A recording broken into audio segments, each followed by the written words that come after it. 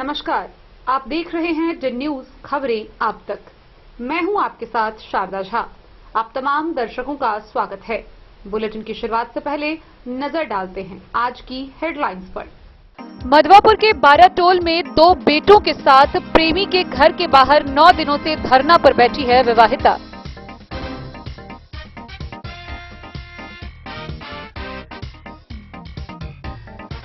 जदयू राष्ट्रीय कार्यकारी अध्यक्ष बनने के बाद पहली बार पैतृक गांव पहुंचे संजय झा, हुआ भव्य स्वागत।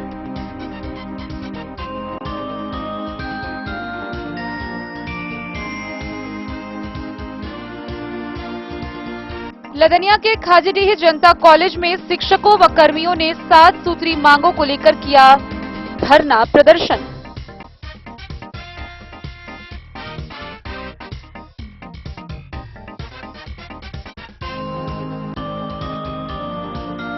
खजौली मधुबनी रेलखंड में ठहरगांव के समीप ट्रेन से कटकर एक अज्ञात अधेड़ की मौत।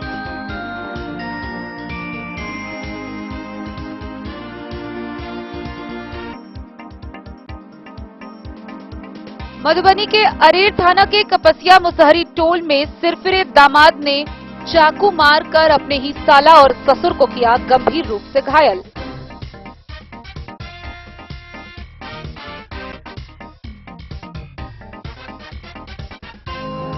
जयनगर के कमला नदी के जलस्तर में वृद्धि को देखते हुए खोल दिया गया सभी 8 फाटक, अधिकारियों ने किया निरीक्षण।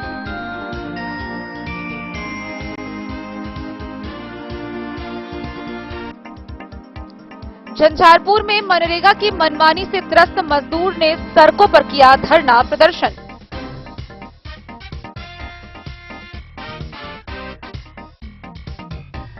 मधुबनी आरके कॉलेज में आयोजित हुआ स्नातक प्रथम सेमेस्टर का प्रेरण कार्यक्रम।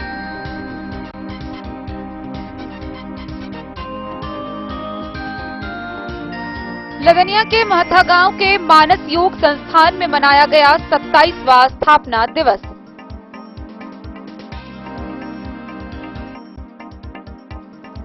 झंझारपुर अररिया संग्राम के थाना हाजत से ही परीक्षा देने पहुंचे 23 छात्र राजकीय पॉलिटेक्निक कॉलेज।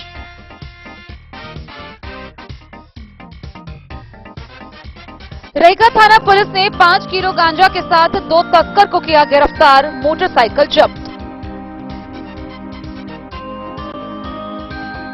और मधुबनी पुलिस द्वारा जिला के सभी थाना में एक साथ चलाया गया वाहन चेकिंग अभियान।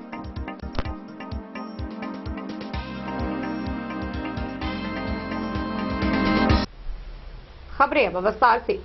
मधवापुर प्रखंड के साहरघाट थाना क्षेत्र के बाराटोल से एक खबर सामने आ रही है, जहां एक विवाहिता अपने 2 बेटों के साथ कथित तौर पर अपने प्रेमी रवि राउत के घर के बाहर पिछले 9 दिनों से धरना पर बैठी है। उसका आरोप है कि उसका प्रेमी बिना बताए उसे दिल्ली से छोड़कर अपने घर भाग आया है। वहीं घर वाले उसे अंदर जाने की अनुमति नहीं दे रहे हैं। आइए हम आपको विस्तार से दिखाते हैं क्या है ये पूरी वारदात।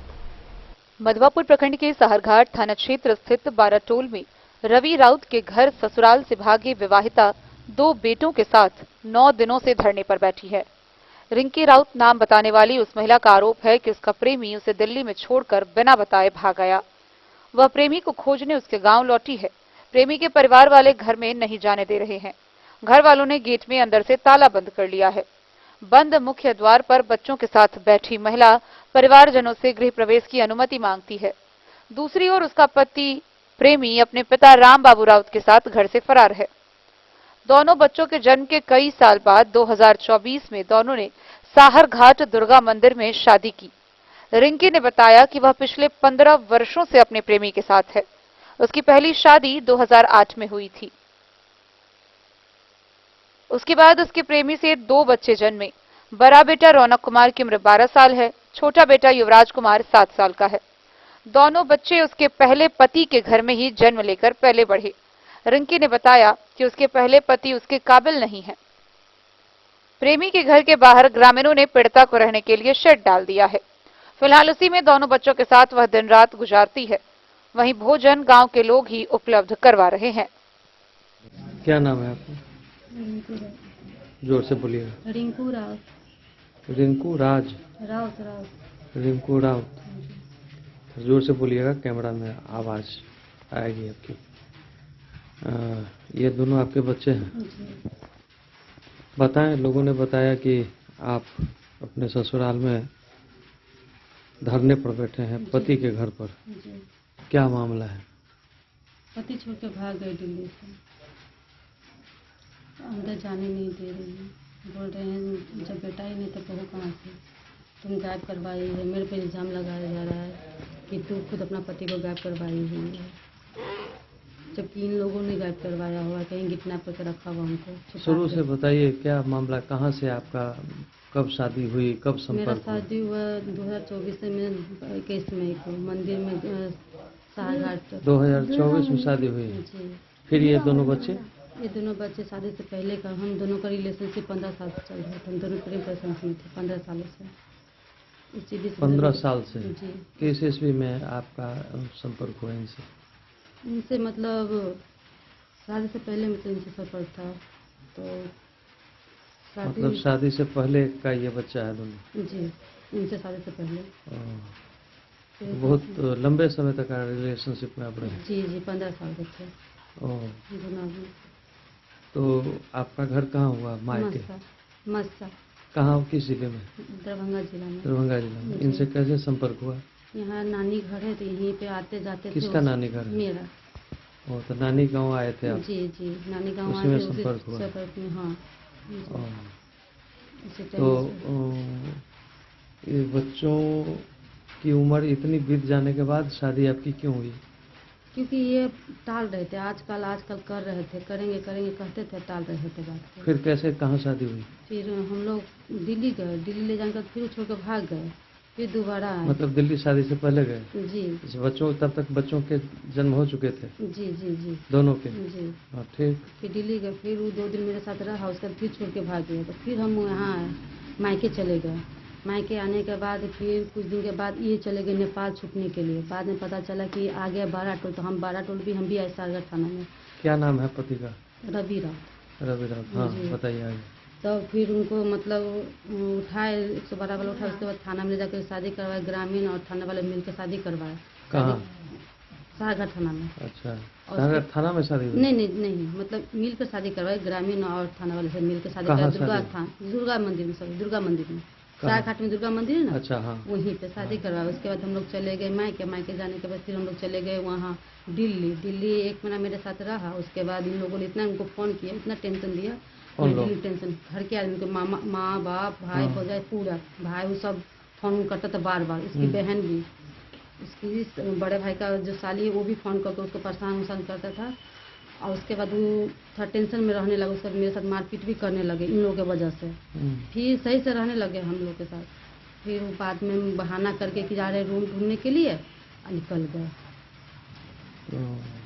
और फिर हमको रास्ता से मतलब मैसेज कर दिए नेपाल पहुंचने के बाद कि हम नेपाल जा रहे हैं, जो पापा हमको बोले हैं नेपाल रहने के लिए कुछ। क्या नाम है आपका? द न्यूज के लिए मधवापुर से एसके दीपक की रिपोर्ट। पूर्णिया उपचुनाव के जनसंपर्क के बाद जदयू कार्यकारी अध्यक्ष बनने पर पहली बार संजय झा अपने पैतृक गांव पहुंचे। यहां उनका भव्य रूप से स्वागत किया गया। सैकड़ों हजारों की संख्या में उनके घर के बाहर लोगों का तांता लगा हुआ था। वहीं इस दौरान वह मीडिया से भी मुखातिब हुए। जदयू राष्ट्रीय कार्यकारी अध्यक्ष संजय झा ने कहा कि जदयू का एनडीए के साथ नेचुरल अलायंस है। यह सहज लगता है और आगे भी इसी सहजता से बना रहेगा। उनका अपने पैतृक गांव अररिया संग्राम में भव्य स्वागत किया गया। उनके आवास पर लोगों का तांता लगा हुआ था। पूर्णिया उपचुनाव में जनसंपर्क के बाद वापसी के क्रम में वे जदयू के कार्यकारी अध्यक्ष बनने के बाद पहली बार पैतृक गांव पहुंचे थे। उन्होंने कहा कि मुख्यमंत्री नीतीश कुमार ने उन्हें बड़ी जवाबदेही दी है। वह इस जवाबदेही को पूरा करने में लग गए हैं। विधानसभा चुनाव अगले वर्ष है। उन्होंने दावा किया कि बीते लोकसभा चुनाव में विधानसभा की कुल 243 सीट में से एनडीए 117 पर लीड की है, जो विधानसभा के रिजल्ट की तरफ इशारा करती है। उन्होंने दावा किया कि 2010 में एनडीए को 206 सीट मिली थी। 2025 के चुनाव में इससे आगे जाएंगे। उन्होंने कहा कि उत्तर बिहार में बाढ़ की समस्या नेपाल से आती है। वित्त मंत्री से मुलाकात के बाद इस पर बनी कमेटी अपना काम कर रही है। वहीं एक सवाल के जवाब में पलटकर सवाल किया कि 18 वर्ष पूर्व बिहार में क्या था। मुख्यमंत्री नीतीश कुमार की बिहार सरकार की बदौलत विकास हुआ है। उन्होंने बिहार राज्य के पैकेज के सवाल पर कहा कि बिहार के विकास पर प्रधानमंत्री की विशेष नजर है, हर दृष्टिकोण से विकसित हो रहा है। शब्दों के भ्रम जाल में ना जाएं, काम को देखें। सर, बाढ़ के पर तो पूरा ध्यान है ही। इस बीच में उन्नत सिंचाई के लिए अभी देख रहे हैं अररिया संग्राम में पिछले कई दिनों से एक हेलीकॉप्टर लैंड किए हुआ है, और उसके बारे में हमने एक खबर बनाई जो दरभंगा, मधुबनी और कुछ बताते हैं वर्ल्ड बैंक का है, और अधिकारी बता रहे हैं कि पूर्व समय में माननीय मंत्री के द्वारा जो प्रयास किया गया था वही है। उसके बारे में सर है क्या, यहाँ पर प्रोजेक्ट जो बनता है, मेरे मन में कुछ आया तो हम बना दिए, आपके मन में कुछ आया तो आप बना दिए, टुकड़ा टुकड़ा में बनता है। कुछ सही हुआ, कुछ गलत हो गया। तो क्या इस पूरा एरिया का पूरा दरभंगा कमिश्नरी का हो रहा है? मधुबनी, क्योंकि पानी यहीं से इंटर करता है, दरभंगा और समस्तीपुर, ये जो काम हो रहा है 40 करोड़ से ज्यादा बिहार सरकार खर्चा कर रही है पूरे स्टडी पर, सर्वे पर। हेलीकॉप्टर इसलिए आया है कि बिहार में पहली बार लिडार सर्वे हो रहा है, LIDAR, लिडार सर्वे हो रहा है। आज तक बिहार में लिडार सर्वे नहीं हुआ, माने हेलीकॉप्टर में कैमरा लगा हुआ है और वो नीचे तक जाकर के पूरा फोटो खींच रहा है। 100 करोड़ हम लोग खर्चा कर देते हैं फ्लड फाइटिंग में, लेकिन ये डेटा आ जाएगा एक बार हमारे पास पूरा। बहुत सारा नदी अब मधुबनी से दरभंगा जाता है, मृत कमला जो डेड था हो गया है पूरा का पूरा। तो पुराने रिवर को आप जिंदा कर देंगे, 2 रिवर को जोड़ देंगे, कमला का डिसिल्टिंग हो जाएगा, तो जैसे स्टोरेज कैपेसिटी बढ़ जाएगा पानी रखने का, तो फ्लड का प्रभाव भी कम हो जाएगा और सिंचाई का काम भी आपको हो जाएगा। हम तो सिर्फ फ्लड सिंचाई नहीं बोलते, हम पर्यटन भी जोड़ते हैं। पानी होगा तो पर्यटन भी होगा। तो वो पूरा स्टडी चल रहा है। वेदर के लिए प्रॉब्लम हो रहा है, वेदर कहीं खराब हो जाता है, और ये पूरा तीनों जिला का वो सर्वे हो जाएगा, सर्वे का रिपोर्ट आ जाएगा।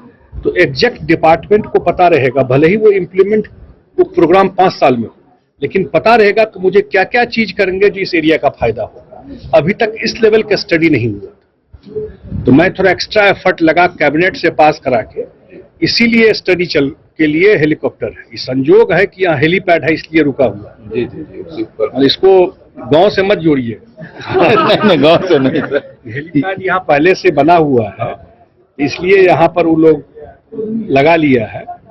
और डीएम साहब का एक पत्र देखे थे, 2 महीना का शायद एनओसी दिया हुआ है। हाँ, मैंने बात किया था डीएम साहब से इसके लिए। अब बगल में रहने का सुविधा है तो सारा उन लोगों को हो जाता है, सेफ्टी भी है, थोड़ा खाना वाना भी है, सब बात जोड़ करके तो यहाँ सर्वे कर। ये सर्वे सर बिहार सरकार करवा, बिहार सरकार करा रही है। जल संसाधन विभाग बिहार सरकार पूरा सर्वे करा रही है। अब पूरा दरभंगा कमिश्नरी का, पूरा दरभंगा में 1 इंच सिंचाई का काम नहीं होता। तो समस्तीपुर में 1 इंच सिंचाई नहीं है। तो ये वाटर मैनेजमेंट हो जाएगा तो मेरा व्यक्तिगत रूप से मानना है, मतलब फ्लड का प्रभाव कम और खेत तक सिंचाई पहुंच गया।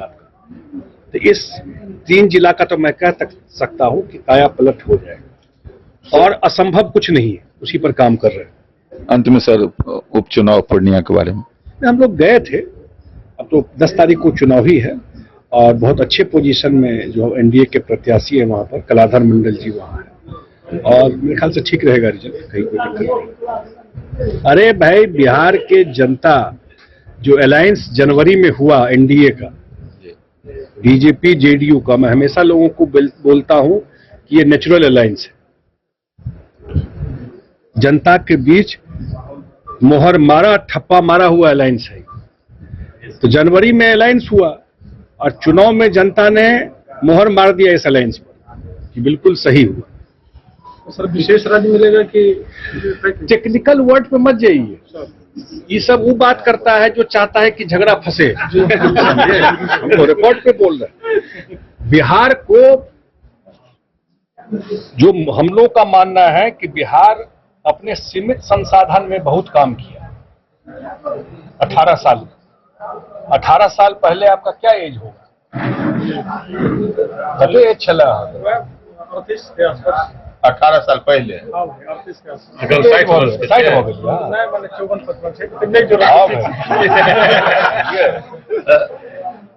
18 साल में एते काज होले, लोग हरदम बिसरि जाइ छै जे कतौ से काज शुरू भेलै।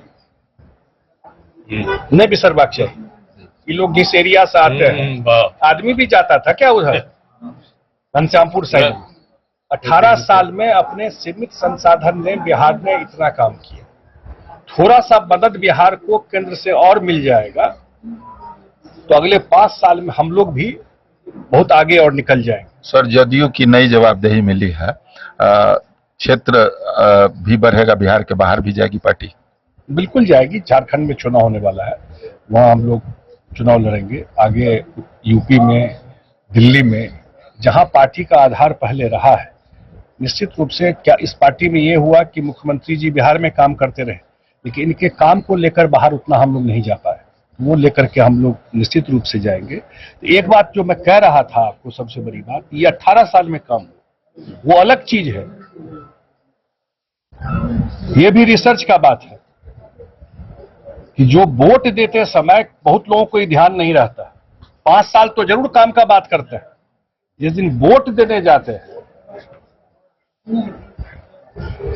हमसे बेटर कोई है तो आप दे दीजिए, बराबर भी है दे दीजिए, लेकिन जो बिहार को डुबा दिया उसको भी बारे में भी सोचते हैं। इसका मतलब आप बिहार के इंटरेस्ट में तो नहीं सोचते हैं, अपने बाल बच्चे के इंटरेस्ट में नहीं सोचते हैं। मैं तो यही मानता हूं इस चीज को। इसलिए केंद्र से पॉजिटिव तरीके से, और लास्ट पॉइंट बता देता हूं आपको, सबसे बड़ी बात है प्रधानमंत्री जी से भी बात होती है, उनका विशेष नजर बिहार के ऊपर है, इसलिए पूरी मदद मिलेगी।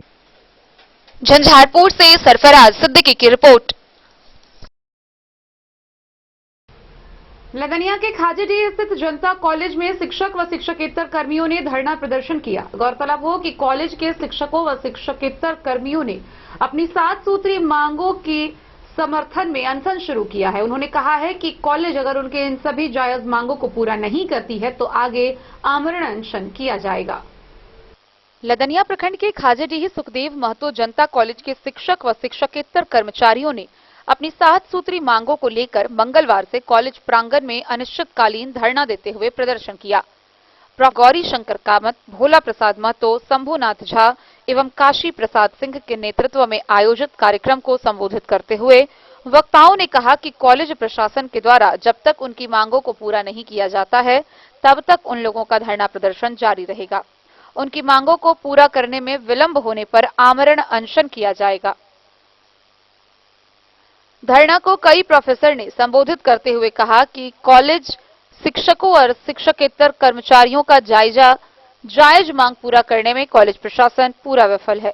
मजबूरन सभी को धरना देना पड़ रहा है। सरकार द्वारा निर्गत पत्र के आलोक में 30% शिक्षकों को वेतन के रूप में देना एवं 30% कॉलेज विकास कार्यों में लगाने की बात कही। लंबे समय से शिक्षकों के जायज मांग को कॉलेज प्रशासन द्वारा नहीं मानने के बाद अनिश्चितकालीन धरना दिया जा रहा है।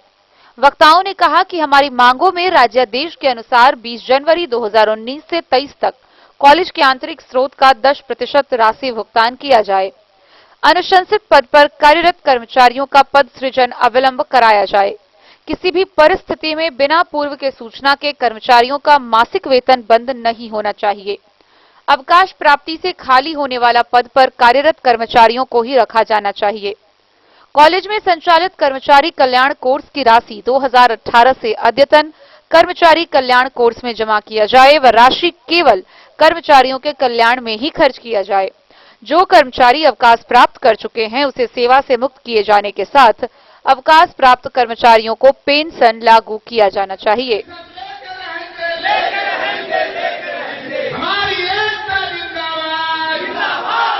मेरा नाम भोला प्रसाद महतो हुआ, प्राचीन इतिहास एवं संस्कृति विभाग का विभागाध्यक्ष हूँ और मैं कॉलेज की जो शासी निकाय है इनका चुना हुआ शिक्षक प्रतिनिधि हूँ। मैं अपनी मांग को मनवाने के लिए शिक्षक एवं शिक्षकेतर कर्मचारी संघ की ओर से मैंने कई बार जीबी की बैठक में अपना प्रस्ताव रखा कि हमारी जो चिट्ठी है सरकार की राज्यादेश एवं न्यायाधीश विशेष सचिव शिक्षा विभाग 19 ईस्वी से ये लागू है कि कॉलेज की जो कुल आमदनी का स्रोत है उसका 100% में से 30% आप शिक्षकों और शिक्षकेतर कर्मचारियों को मासिक वेतन के रूप में दिया जाए और 30% से आप महाविद्यालय का विकास कर सकते हैं। काफी संघर्ष, काफी अनुनय विनय, काफी प्रयत्न करने के बाद आज अभी तक हम लोगों को 3000 रुपया शिक्षक को, 2000 रुपया लिपिक को और 1500 रुपया आपको आदेशपाल को दिया जा रहा है और कॉलेज की आमदनी वार्षिक करोड़ों रुपए से ज्यादा है और बार बार आग्रह विनती करने के बाद भी जीबी के सचिव जो हैं हम लोगों की बातों को अनसुनी करते रहा और अंत में मजबूर होकर के चारों दिशाओं से हार करके हम लोगों ने धरना प्रदर्शन का निर्णय लिया। यदि धरना प्रदर्शन से ये बात हमारी मांग नहीं मानी जाएगी तो हम लोग आमरण अनशन करेंगे अपनी मांग को और गांधीवादी तरीके से हम अपनी मांग मनवाने की कोशिश की है। हमारे अध्यक्ष जी आपको गिनाए हैं कि 70% राशि हम लोगों को मासिक भुगतान के रूप में मिलना चाहिए। दूसरा मांग जो है अनुशंसित पद पर जो कर्मचारी है उनका जो अविलंब जो है पद सृजन कराया जाए। तीसरा मांग है कि बिना पूर्व सूचना के जो 3000, 2000 और 1500 रुपया दे रहे हैं हमारे प्रिंसिपल कुछ व्यक्तिगत कारणों से या ईर्ष्या द्वेष से कि बहुत सारे कुछ ऐसे कारण हैं जिस कारण कुछ कर्मचारियों का मासिक वेतन रोक देते हैं, किसी को बहाल कर देते हैं, ये नहीं होना चाहिए। हमारी चौथी मांग है कि यहाँ जो अवकाश प्राप्त से जगह सृजित पद खाली होता है यहीं के जो कर्मचारी है उसकी नियुक्ति की जाए, न कि पैसे लेकर के बाहर से आप ला लो। हमारा पांचवा मांग है कि महाविद्यालय में संचालित कर्मचारी का कोष जो 11 लाख रुपया धनेश्वर प्रसाद सिंह और प्रिंसिपल उठा करके ले गया वो अविलंब जमा करे उस कोष में, क्योंकि किस विश्वविद्यालय में कहीं भी ये चर्चा नहीं है कि कर्मचारी कल्याण कोष आप रखें। हम लोग को कहा गया था कि आपका वेतन कहाँ से देंगे, तो हम लोग खुद निर्णय लिए थे कि पर छात्रा से 100 रुपया लेकर कर्मचारी कल्याण कोष खोलिए और उसमें से हम लोगों को पैसा दीजिए। लेकिन हम लोग उतना समझदार नहीं थे, अकाउंट खोला लिया प्रिंसिपल साहब के नाम से और मिली भगत से टोटल पैसा गायब कर दिया। ये पैसा अविलंब आना चाहिए कोष में और कर्मचारी पर ही खर्च होना चाहिए। और छठा जो मांग है, यहाँ पर अवकाश प्राप्त कर चुके हैं हमारे प्रिंसिपल साहब, अकाउंटेंट साहब। मेरा गला काटने के लिए, मुंह मिलानी करने के लिए, वित्तीय अनियमितता को खपाने के लिए इन दोनों को रखा गया है। एक बिल बनाता है, एक वाउचर पास करता है और उनको तो मैं मांग करता हूं आपके माध्यम से कि यदि कर्मचारी को 10 रुपया देने की औकात नहीं है जीबी को, तो इस प्रिंसिपल और अकाउंटेंट जो रिटायर कर गए हैं इनको ये पैसा कहां से भरपाई करते हैं। मैं मांग करना चाहता हूं, कुलपति महोदय से मांग करता हूं, आपके माध्यम से जीबी को मांग कर रहा हूं, सचिव साहब से मांग कर रहा हूं और आज ये अनुमंडल पदाधिकारी से मांग कर रहा हूं जी। और मेरा जो 7वां मांग है, जो हम लोग रिटायर कर जाएंगे तो किस मुंह से घर जाएंगे। हमें दवा की जरूरत है, हमारी उम्र 62 से ऊपर हो गई, हमको हर समय दवा की जरूरी है। हमको कौन दवा देगा, कौन जो हम तो अपनी लाइफ खपा लिए सुखदेव महतो जनता महाविद्यालय में। इसीलिए हमारा जो वेतन होगा उसका 50% हमें पेंशन के रूप में निर्धारित करें।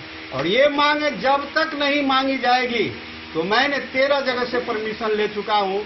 आपको भी मीडिया वाले से मेरा आग्रह है कि मानवता के नाते हम लोगों का मांग जितनी व्यापक रूप में प्रचार प्रसार हो वो किया जाए और मानवता के ख्याल से हम लोगों पर थोड़ा दया किया जाए कि ये निर्दयी से हमको छुटकारा दिलाया जाए। ये है कि सरकार द्वारा जो निर्धारित हम लोगों का 70% वेतनमान के रूप में मिले, यहाँ के प्रशासनिकों द्वारा हम लोग को 70% नहीं दिया जा रहा है। 7 सूत्री मांगे रखे हुए हैं। जो पहला मांग है, राज्यादेश के अनुसार 20/1/2019 से 2023 तक कॉलेज के आंतरिक स्रोत का कुल 70% भुगतान वेतन के रूप में किया जाए। और दूसरा है, अनुशंसित पद पर कार्यरत कर्मियों का पद सृजन अविलंब करवाया जाए। तीसरा है, बिना पूर्व सूचना के कर्मचारियों का मासिक वेतन बंद नहीं किया जाए। चौथा है, अवकाश प्राप्त से खाली होने वाले पद पर कार्यरत कर्मियों को ही रखा जाए, बाहरी व्यक्तियों को उस पद पर नहीं रखा जाए। पांचवा मांग है हमारा, महाविद्यालय में संचालित कर्मचारी कल्याण कोष की राशि कल्याण कोष में ही जमा किया जाए, और उसका खर्च कर्मचारी के ऊपर ही किया जाए। छठा मांग है, कर्मचारी अवकाश प्राप्त हो चुके हैं उसे सेवा मुक्त किया जाए। जो जैसे हमारे यहाँ 2 अकाउंटेंट हैं, 2 प्रधानाचार्य हैं, जो ऑलरेडी अवकाश प्राप्त कर चुके हैं विगत वर्षों में, उनको यहाँ नहीं कोई औचित्य नहीं बनता है कि उसको यहाँ कार्यरत रूप में रखा जाए, अनुबंध पर रखा जाए। और 7वां मांग है, अवकाश प्राप्त कर्मचारियों का पेंशन लागू हो। देखिए, धरना हम लोगों का अनवरत चलेगा, कोई निश्चित नहीं है। यदि हमारे मांगे नहीं मानी जाती है तब हम लोग आम मरण अनशन पर बैठेंगे। प्रोफेसर गौरी शंकर कामत, मनोविज्ञान विभाग, सुखदेव महतो जनता महाविद्यालय खाजीपुर। डेन न्यूज के लिए जयनगर से मोहम्मद अली की रिपोर्ट। खजौली से बड़ी खबर सामने आ रही है, जहां मंगलवार की शाम 5 बजे खजौली मधुबनी रेल खंड पर ठाहर गांव के समीप गुमती नंबर 25 के पास ट्रेन से कटकर एक अज्ञात अधेड़ की मौत हो गई। मृतक का शव पूरी तरह छत बछत हो गया, वह बिल्कुल पहचान में नहीं आ रहा था। वहीं इसकी सूचना पर मौके पर पहुंची पुलिस ने डेमो ट्रेन को रुकवाकर ट्रैक से शव को हटाया। पुलिस की आगे की कार्रवाई जारी है। खजौली मधुबनी रेल खंड स्थित ठाहर गांव में गुमटी संख्या 25 के समीप मंगलवार को करीब 5 बजे शाम में एक अज्ञात अधेड़ ट्रेन से टकरा गया। उसकी मौत घटनास्थल पर ही हो गई। अज्ञात अधेड़ का शव छत विछत हो गया। स्थानीय लोगों के अनुसार 5 बजे के करीब ट्रेन जयनगर से मधुबनी की ओर जा रही थी। ठाहर गांव स्थित 25 नंबर गुमटी के करीब 50 मीटर दक्षिण रेल पटरी से होकर व्यक्ति चल रहा था। तेज गति से आ रही ट्रेन के आमने सामने ट्रेन उसके ऊपर से गुजर गई। उसका शरीर छत विछत हो गया। शव देखने लायक नहीं बचा। अज्ञात अधेड़ लाल व पीले रंग का कपड़ा पहने था। स्थानीय गेटमैन के द्वारा डेमो ट्रेन को रोककर शव को रेल ट्रैक से हटाया गया। इसके बाद डेमो ट्रेन को छोड़ा गया। स्थानीय थाना व जीआरपी को घटना की सूचना दी गई। पुलिस अग्रेतर कार्रवाई कर रही है। खजौली से सुधांशु ठाकुर की रिपोर्ट। अरेर थाना क्षेत्र के कपसिया मुसहरी टोल से खबर आ रही है, जहां एक सनकी दामाद ने अपने साला और अपने ससुर को चाकू मारकर बुरी तरह घायल कर दिया। घटना बीते सोमवार की रात 10:30 बजे की बताई जा रही है, जहां सनकी दामाद पहले अपनी पत्नी से झगड़ा किया और बचाव में पहुंचे पहले साला और फिर उसके पिता को चाकू मारकर घायल कर दिया। फिलहाल पुलिस ने उस सिरफिरे को अपने कब्जे में ले लिया है। आगे की कार्रवाई जारी है। वहीं दोनों घायल का इलाज। मधुबनी जिले के अरेर थाना क्षेत्र स्थित कपसिया मुसहरी टोल में सिरफिरे दामाद ने साला और ससुर को चाकू मारकर घायल कर दिया। घटना को लेकर बताया जा रहा है कि उमा शंकर राय के व्यवहार और प्रताड़ना से परेशान उसकी पत्नी अपने 3 बच्चों, 1 बेटा व 2 बेटियों के साथ मायके में रह रही थी। उमा शंकर राय शाम अपने ससुराल आया। ससुराल में आकर पत्नी के साथ झगड़ा करने लगा। अपनी पत्नी के साथ मारपीट शुरू की तो पत्नी के भाई और पिता उसे बचाने पहुंचे, जहां उमा शंकर राय ने अपने साला नंदा कुमार राय पर चाकू से हमला कर दिया। पुत्र पर चाकू से हमला होता देख पुत्र को बचाने पहुंचे ससुर सगुन राय को भी सन की दामाद उमाशंकर राय ने चाकू मार दिया। इस घटना में पिता पुत्र दोनों घायल हो गए। इसी बीच अगल बगल के लोग इकट्ठा हुए और सन की दामाद को पकड़कर उसके हाथ से बड़ा सा चाकू छीन लिया।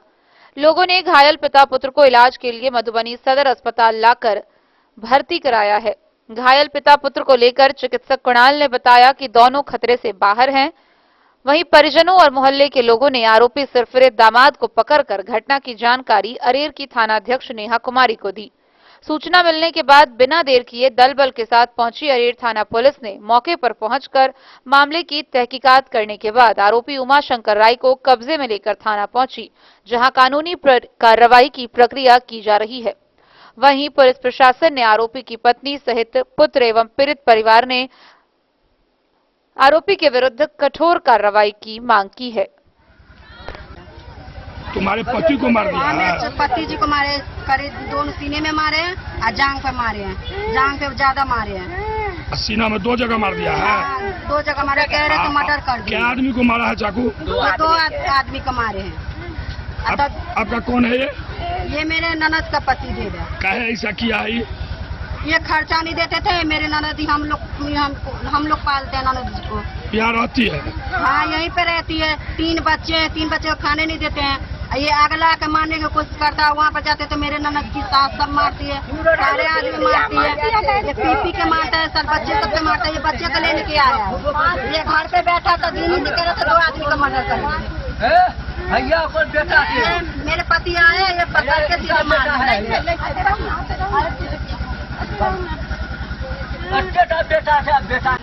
आपका पति सनकी है क्या? ये दारू पीकर मारता है, सबको चक्कू भोगता है। दिल्ली में थे तो दिल्ली में ले गए थे तो गैस खोल के मार रहे थे। फिर यहाँ पे आए तो फिर यहाँ पे भी एक बार नाना को मार के गए थे हाथ तोड़ के, और फिर से आके चाकू मार दिया और मामा को भी मार दिए। मेरी मामी को नहीं है, छोड़ सबसे मेझली वाली, उसको मारने के लिए आया था। वो छत पर चढ़ के उसके बाद ना सबको मारने के लिए चाहा था। बहुत देर में वहाँ पे बैठा पड़ा था। हम लोग नीचे बैठे तो हमने देखा नहीं। जब हमने देखा ना तो सीधा मामा आए ना तो चाकू मारने लग गए सीधा, और यहाँ पे मार दिया और यहाँ पे मार दिया है। ये कौन है? तुम्हारा पापा है? कब से ऐसा करता है? ये बहुत 12 साल से, 3-4 से 13 साल, 12 साल से ऐसे शुरू से कर रहा है। पढ़ाई लिखाई तुम लोगों का नहीं कर रहा है? मेरा कोई पढ़ाई लिखाई नहीं करवाते। और जो करवाया था अभी ना वहाँ पे, फिर मम्मी ने करवाया था ना तो वहाँ से भी नाम कटवा दिया। उधर डालते नाम कटवा के भेज देते हैं, मारते रहते हैं हमेशा। और मामा हम लोग अपने नाम लेके बाहर चले। क्या भाई बहन हो तुम? 3। एगो इससे छोटी है? छोटी है। नहीं रहना नहीं दीजिए, रहने सोने दीजिए, सोने दीजिए।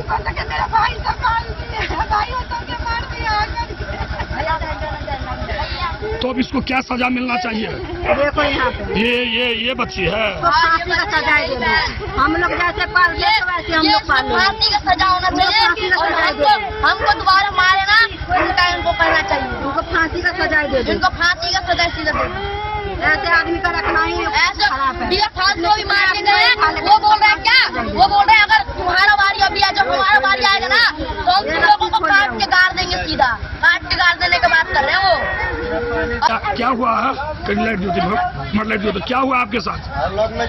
क्या हुआ? नहीं बोलिए ना, क्या हुआ है? क्या हुआ है? बेटी कितना दिन तक 6 बरस 7 बरस वो खेबा खाता नहीं लेता, सड़क चल रहा है, बकोटी पाकर एकदम मारता है, पीटता है। ऐसे हमको बेटी को कहता है खून को दो, उधर बेटी का रखा है, बेटी के में रखा तो हमको खून को दे, बेटा को खून को दिया। आपको बेटा को भी मारा है? आपको भी चाकू मार दिया है? हाँ, हमारा बेटा को एकदम दरभंगा मधुबनी में नहीं भर्ती लगे, मधुबनी से रेफर कर दिया है उसको। आपको भी चाकू लगा, आप क्यों नहीं इलाज में गए हैं?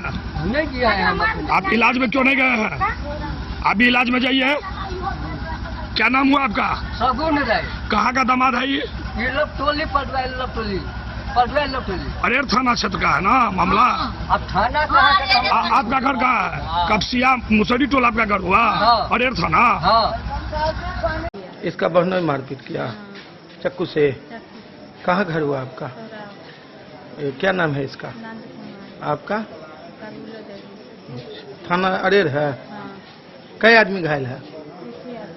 3 आदमी को लगा है। उसको पकड़ के बांधे हुआ है गांव में। उसका क्या नाम है? क्या करता है? क्यों हुआ झगड़ा? दारू तारी पी के आया तो डकैती करता है। अपराधी है वो। हाँ, पत्नी के मारने आया है ना, तो वो बचाने गया तो उसको भी मार दिया। इसकी बहन को मार रहा था। इसकी बहन को मार रहा था। जो बाप बीवी बच्चा को मार देंगे, अब यहाँ से मर्डर हो जाएंगे अपने आप। अच्छा। करके आया है, 25 ईयर एज है और सौराष्ट्र का है, सौराष्ट्र अरेर का है और चाकू मारा हुआ है, मल्टीपल है। एडमिट उसको अभी कर रहे हैं हम लोग। खतरा से बाहर है। खतरे से बाहर है। कितने जगह चाकू लगा हुआ है? लगभग 5-6 जगह लगा हुआ है। कितना उम्र है? 25 ईयर। नाम कितना क्या बताया? नंद किशोर रॉय। थाना कौन है? मधुबनी से फिरोज आलम की रिपोर्ट। खबरों का सिलसिला जारी रहेगा। जल्द ही लौटेंगे एक छोटे से ब्रेक के बाद। आप बने रहिए हमारे साथ। बाबू प्रसाद एंड सन्स, संकट चौक, बैंक ऑफ इंडिया के बगल में, मधुबनी। इस शादी सीजन सिर्फ हमारे साथ खरीदे और पाएं 100% एक्सचेंज वैल्यू। आप सोने चांदी या हीरे के आभूषणों की तलाश में हैं तो हमारे ज्वेलरी शॉप में मिलेंगे आपको हर तरह के आभूषण बेहद किफायती दामों पर। हर अवसर के लिए आभूषण आपके बजट में। लाल बाबू प्रसाद एंड सन्स, संकट चौक, बैंक ऑफ इंडिया के बगल में, मधुबनी। नए और शानदार स्टॉक के साथ अब हर रिश्ते को करे और भी सुंदर। लाल बाबू प्रसाद एंड सन्स, संकट चौक, बैंक ऑफ इंडिया के बगल में, मधुबनी। हमारे सभी गोल्ड ज्वेलरी शॉप पर HUID है मौजूद।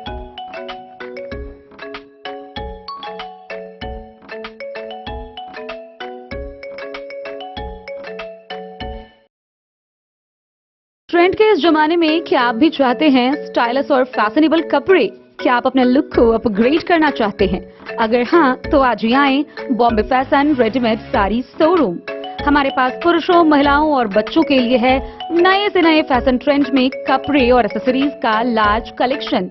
आपके बजट और हर अवसर के लिए खास। चाहे काम के लिए हो नए आउटफिट की तलाश, या पार्टी के लिए ड्रेस, या किसी खास अवसर के लिए सूट, सलवार और साड़ी, हमारे पास है हर एक ब्रांड। क्रिम्सन क्लब, मुफ्ती, टर्टल और किलर के SIS स्टोर्स। इसके अलावा रेमंड, स्पार्की, जॉकी, लक्ष्मीपति, मान्यवर, ब्लैकबेरी, नवाब पार्कर जैसे बड़े ब्रांड। तो देर किस बात की, आज ही आए बॉम्बे फैशन साड़ी एवं रेडीमेड शोरूम। हमारा पता है महिला कॉलेज रोड, मधुबनी।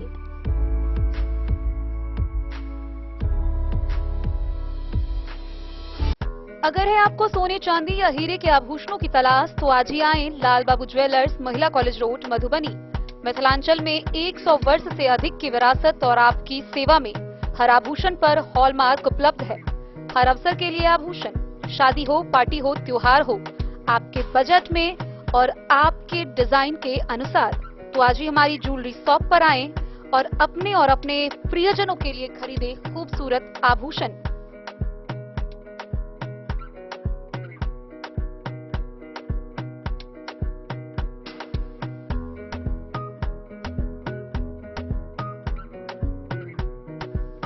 हार, चूड़ियां, अंगूठियां, झुमके, मंगलसूत्र और बहुत कुछ है शामिल, वो भी किफायती दामों में। मधुबनी में सबसे कम मेकिंग चार्ज पर। लाल बाबू ज्वेलर्स, महिला कॉलेज रोड, मधुबनी।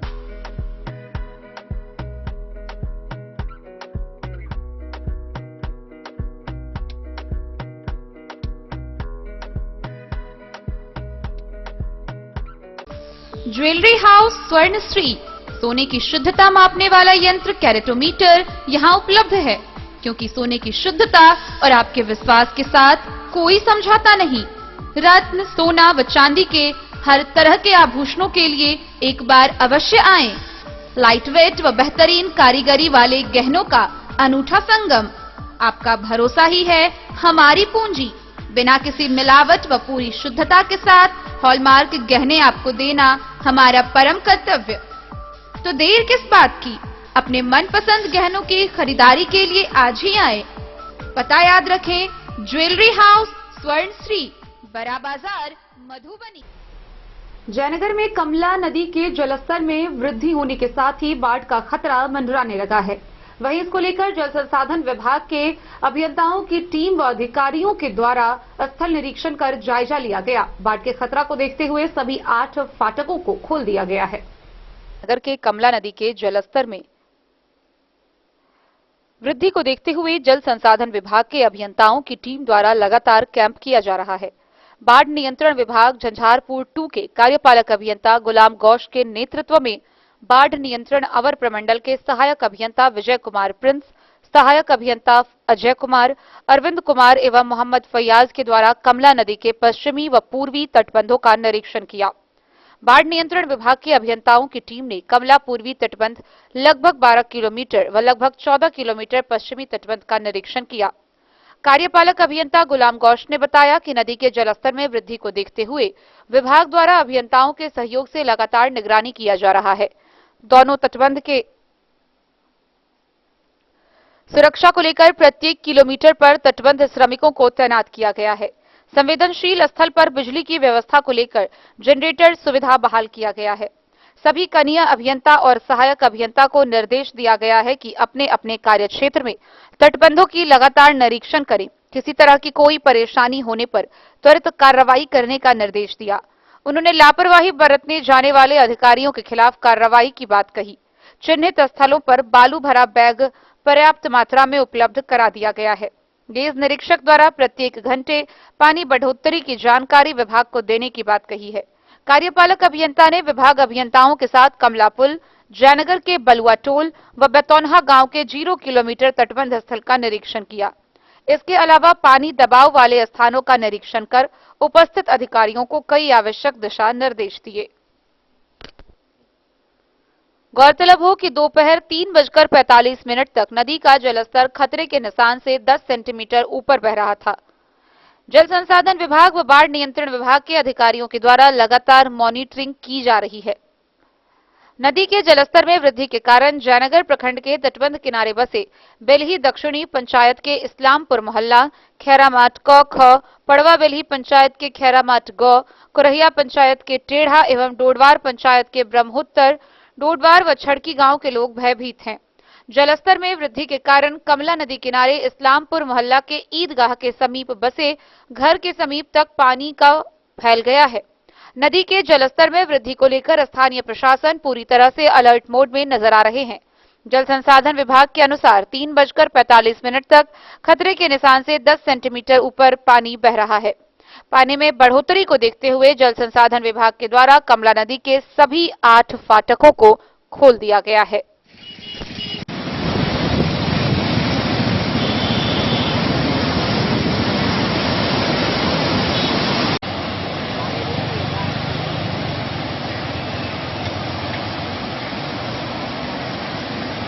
अभी कमला नदी में बहुत ज़्यादा पानी आ गया है, आप लोग तो दिख ही रहे हैं। और नेपाल में कंटिन्यू पानी होने से कमला नदी में बहुत ज़्यादा पानी उभर गया, जिसके कारण पूरा इस्लामपुर में पानी भर गया हुआ। आप इधर भी दिखा सकते हैं, ठीक। और बहुत ज़्यादा मतलब पानी का इतना लेवल ज़्यादा हो गया है, इसका कोई जवाब नहीं है। आप दिखा सकते हैं कैमरे थ्रू क्या शमशान घाट की तरफ भी बहुत ज़्यादा पानी हो गया है।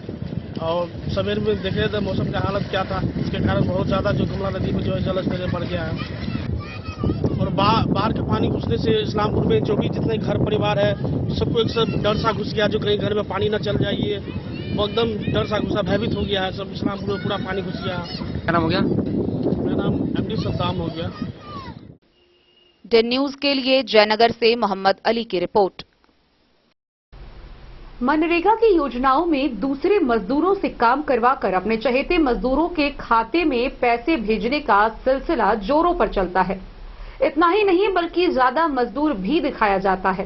बहरहाल हम बात कर रहे हैं झंझारपुर प्रखंड के नवानी पंचायत का, जहां स्थानीय मजदूरों ने मनरेगा की योजनाओं में उन्हें जगह न देकर बाहर के मजदूरों से काम कराने से त्रस्त आकर आक्रोशित होकर धरना प्रदर्शन किया। मजदूर काम के लिए परेशान है। गांव में मनरेगा से काम हो रहा है।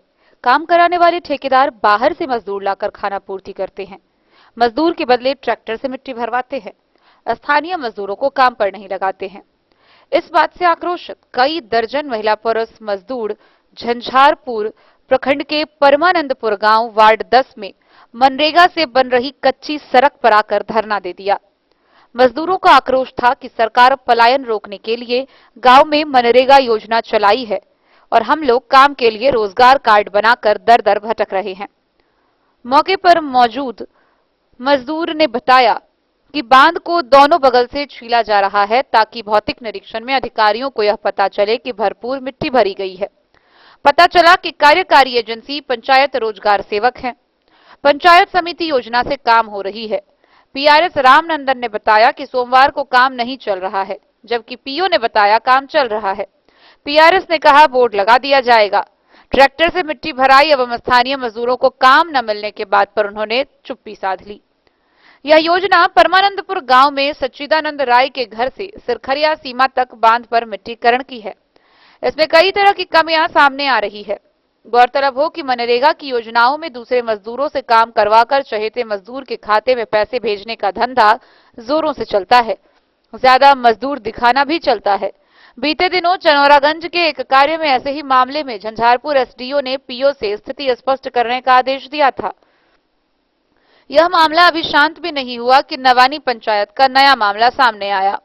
मजदूरों ने बताया कि यह योजना यहां के पंचायत समिति क्षेत्र संख्या 21 के पंचायत समिति सदस्य राजेंद्र महतो की है। करीब 10 दिन से काम चल रहा है। मात्र एक दिन स्थानीय करीब 42 मजदूरों को काम दिया गया। बाद में यहां सिरखरिया के 5 से 7 मजदूर आकर काम करने लगे। 16 ट्रैक्टर मिट्टी बांध पर गिराया गया। मिट्टी बांध के दोनों ओर मौजूद है। दूसरी तरफ कार्यालय से लेकर रोजगार सेवक तक यह नहीं बता सके कि योजना संख्या क्या है, कितनी प्राकलित राशि है, यानी पूरी व्यवस्था को लचर कर दिया गया है। पीओ अजीत कुमार झा ने बताया कि वे पूरे प्रकरण की जांच करेंगे और जो काम मांगने वाले मजदूर हैं उनके लिए अलग से योजना भी खोली जा सकती है। उन्हें काम मिलेगा। जो काम हो रहा है उसकी जांच की जाएगी।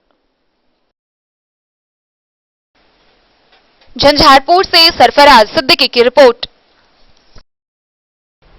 मधुबनी के आरके कॉलेज में 4 वर्षीय स्नातक सत्र 2024-28 के वर्गारंभ सह प्रेरण कार्यक्रम का आयोजन किया गया। इस मौके पर महाविद्यालय के प्रधानाचार्य प्रोफेसर डॉक्टर ए.के. मंडल ने उपस्थित छात्र छात्राओं को संबोधित करते हुए कई महत्वपूर्ण जानकारियां साझा की। आरके कॉलेज मधुबनी में मंगलवार को 4 वर्षीय स्नातक सत्र 2024-28 के प्रथम सेमेस्टर का वर्गारंभ सह प्रेरण कार्यक्रम का आयोजन बड़े उत्साह व हर्ष से किया गया। इस कार्यक्रम के अध्यक्ष महाविद्यालय के प्रधानाचार्य प्रोफेसर डॉक्टर अनिल कुमार मंडल ने मुख्य अतिथि के रूप में छात्र छात्राओं को संबोधित किया। अपने संबोधन में प्रधानाचार्य डॉक्टर ए.के. मंडल ने छात्र छात्राओं को अनुशासन और उच्च शिक्षा के महत्व पर जोर दिया। कहा कि यह समय उनके जीवन का महत्वपूर्ण मोड़ है और इसे पूरे समर्पण के साथ बिताना चाहिए। उन्होंने विशेष रूप से छात्र छात्राओं को महाविद्यालय द्वारा निर्धारित ड्रेस कोड का पालन करने पर बल दिया। उन्होंने कहा कि ड्रेस कोड न केवल अनुशासन का प्रतीक है बल्कि यह एकता और समानता का भी संदेश देता है। छात्रों से अपेक्षा की कि वे महाविद्यालय के नियमों और आदर्शों का पालन करें और अपने शैक्षणिक जीवन में उत्कृष्टता प्राप्त करें।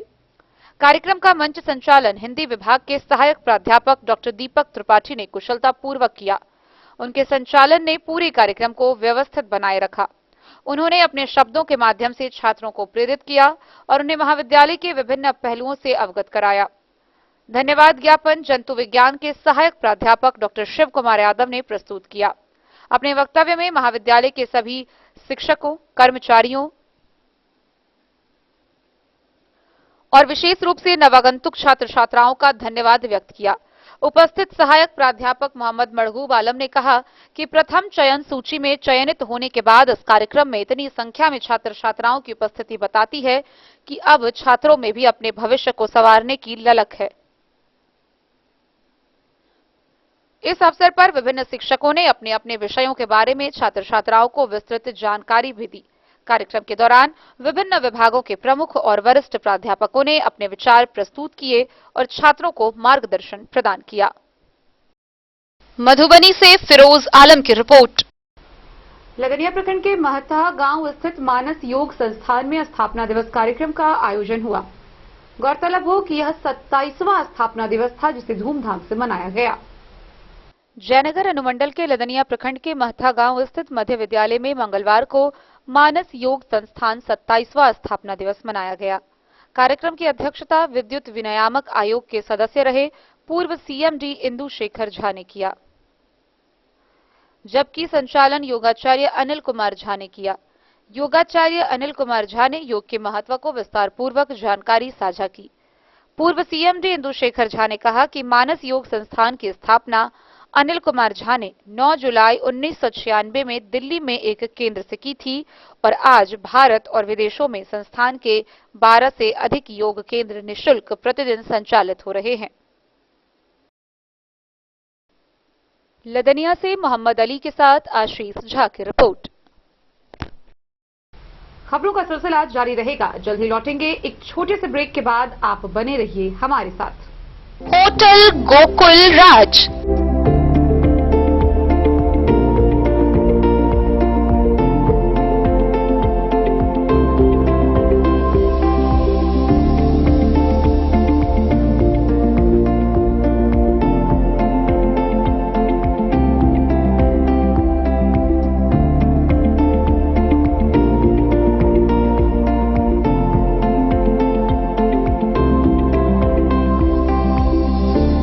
शहर के भीड़ भाड़ से दूर शांति और सुकून से भरे वातावरण में मधुबनी शहर के लहरियागंज वार्ड नंबर 1 में पूरे मिथिलांचल क्षेत्र का सबसे भव्य होटल होटल गोकुल राज।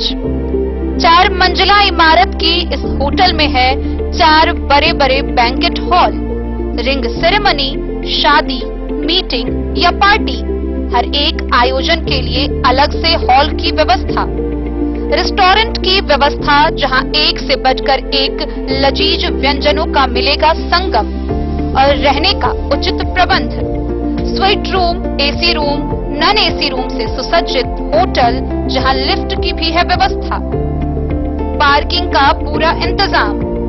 तो आइए और जिंदगी में खुशियों से भरी यादें शामिल करिए। होटल गोकुल राज मधुबनी में आप लोगों का स्वागत है। होटल गोकुल राज, लहरियागंज वार्ड नंबर 1 मधुबनी। शुभ शगुन वाटिका मैरिज गार्डन, मधुबनी शहर के बीचों बीच बाबू साहिब चौक पर आपकी सुविधा अनुसार आकर्षक और भव्य मैरिज गार्डन, शगुन वाटिका विवाह भवन। रिंग सेरेमनी हो या हो शादी, छोटा बड़ा पारिवारिक समारोह हो या हो कोई उत्सव या पार्टी, शगुन वाटिका मैरिज गार्डन दे रहा है आपको सबसे बेहतरीन सेवा। बुकिंग के लिए संपर्क करें गणपति टेंट हाउस, पुराना LIC कैंपस, खादी भंडार, मधुबनी। संपर्क सूत्र 7903625254। विवेकानंद मिशन विद्यापीठ, शिक्षा के क्षेत्र में एक नया आयाम अब छोटे बच्चों के लिए भी आधुनिक सुविधाओं के साथ उपलब्ध।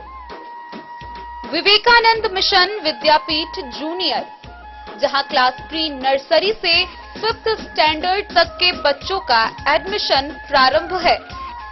अगर आप भी चाहते हैं अपने बच्चों का शिक्षा के क्षेत्र में बेहतर विकास, तो विवेकानंद मिशन विद्यापीठ जूनियर है आपके लिए तैयार। 2.5 से 10 वर्षों के बच्चों के लिए आपको मिलेगा आधुनिक सुविधाओं के साथ एक बेहतर शिक्षा का माहौल। CBSE बेस्ड करिकुलम सिलेबस के साथ साथ स्टूडेंट्स होंगे art and craft, game and sports और कल्चरल एक्टिविटीज में अव्वल। इंग्लिश मीडियम के माहौल के बीच स्टूडेंट्स बनेंगे स्मार्ट, जहां किताबी ज्ञान के साथ साथ हर क्षेत्र में स्टूडेंट्स होंगे अवेयर। हॉबीज और इंटरेस्ट को मिलेगी प्राथमिकता। तो आइए और अपने बच्चों के बेहतर भविष्य के लिए आज ही नामांकन करवाइए।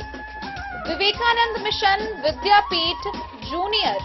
हमारा पता है तिरहुत कॉलोनी, नगर परिषद, main road, ward number 21, Madhubani.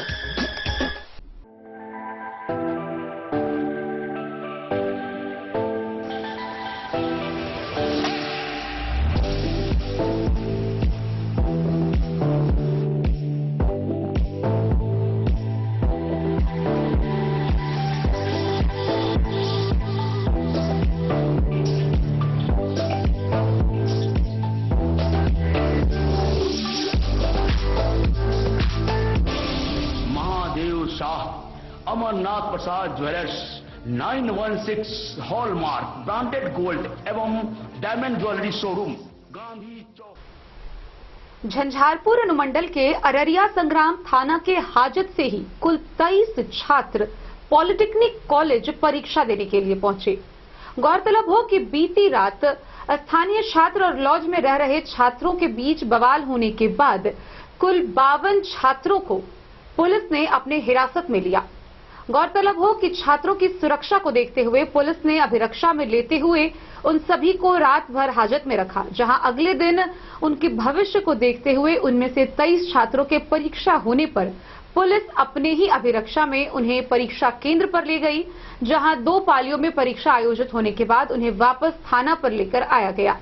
आइए हम आपको विस्तार से बताते हैं क्या है ये पूरी खबर। झंझारपुर अनुमंडल के अररिया संग्राम थाना हाजत से ही 23 छात्र राजकीय पॉलिटेक्निक कॉलेज में परीक्षा देने के लिए पहुंचे। मंगलवार को इन छात्रों की परीक्षा 10:30 बजे सुबह से थी। पुलिस सभी छात्रों को कॉलेज तक लेकर गई और परीक्षा समाप्त होने के बाद पुनः अपने अभिरक्षा में लेकर थाना चली गई। छात्रों की सुरक्षा को लेकर पुलिस यह कवायद कर रही है। बीती रात स्थानीय संग्राम बाजार के एक लड़के का सर छात्रों द्वारा फेंके गए ईंट के टुकड़े से फट जाने के बाद बवाल हुआ था। आक्रोशित स्थानीय लोग व घायल लड़के के परिजन लॉज में घुसकर छात्रों को पीटने और लॉज में आग लगाने को लेकर उतारू थे। पुलिस पहुंची। इसके बाद पुलिस ने जान माल की सुरक्षा को देखते हुए जिस लॉज से रोरेबाजी की गई थी उस लॉज में रहने वाले 52 छात्रों को अपने अभिरक्षा में ले लिया तथा लॉज मालिक को भी हिरासत में ले लिया। पूरी रात हाजत में रहने के बाद 52 छात्रों में से 23 छात्र की परीक्षा मंगलवार को हुई। पॉलिटेक्निक कॉलेज के प्रिंसिपल एवं पुलिस प्रशासन ने छात्रों के भविष्य को देखते हुए सभी छात्रों को सीधे कॉलेज कैंपस में लेकर आई। कई छात्र हाफ पैंट में ही परीक्षा देने के लिए पहुंचे थे। प्रिंसिपल एसके झा ने बताया कि इन छात्रों को कॉलेज प्रशासन द्वारा पेंसिल और पेन उपलब्ध कराया गया। इंजीनियरिंग ग्राफिक्स परीक्षा में उपयोग होने वाले मिनी ड्राफ्टर भी अन्य छात्रों से इनको सहूलियत के लिए दिया गया था। प्रथम पाली में 23 छात्र शामिल हुए थे, जिनमें 11 छात्रों का द्वितीय पाली में भी परीक्षा। वहीं बचे हुए 12 छात्रों को 1 बजे दिन में पुलिस अपने पास ले गई। प्रभारी थानाध्यक्ष मनोज कुमार सिंह ने बताया कि दरभंगा में इलाजरत जख्मी की तरफ से अभी तक कोई आवेदन प्राप्त नहीं हुआ है। आवेदन के आलोक में मामला दर्ज किया जाएगा। फिलहाल शांति व्यवस्था बनाए रखने के लिए पुलिस मार्च कर रही है और सभी छात्रों को अभी भी पुलिस अपने अभिरक्षा में थाने पर रखी हुई है। वरीय पदाधिकारी के आदेश की प्रतीक्षा की जा रही है, उसके बाद कोई निर्णय लिया जाएगा। फिलहाल संग्राम बाजार में तनाव का माहौल है। बीती रात कब्रिस्तान के समीप एक निजी लॉज में रहने वाले छात्रों ने अपने छत से रोरेबाजी की थी। एक पत्थर नीचे गुजर रहे इंटर के छात्र के सर पर लगी और बवाल शुरू हुआ। इस पूरे प्रकरण की शुरुआत रविवार को ही हुई, जब सीतामढ़ी के छात्र और स्थानीय कुछ छात्रों के बीच वरीयता और वर्चस्व को लेकर लड़ाई हुई थी। पुपरी कॉलेज के 3 छात्र को चोट आई थी। अनुमंडल अस्पताल में उन्होंने इलाज करवाया। वही छात्र जब वापस आए और अपने लॉज में थे तो उन्हें लगा कि सड़क पर गुजरने वाला पॉलिटेक्निक कॉलेज के छात्र हैं। यह जानकर छात्र ने छत से रोरेबाजी कर दी। नीचे पॉलिटेक्निक कॉलेज का तो कोई छात्र नहीं था, लेकिन स्थानीय छात्रों का एक समूह गुजर रहा था। उसी में एक छात्र का सर फट गया और बवाल शुरू हो गया।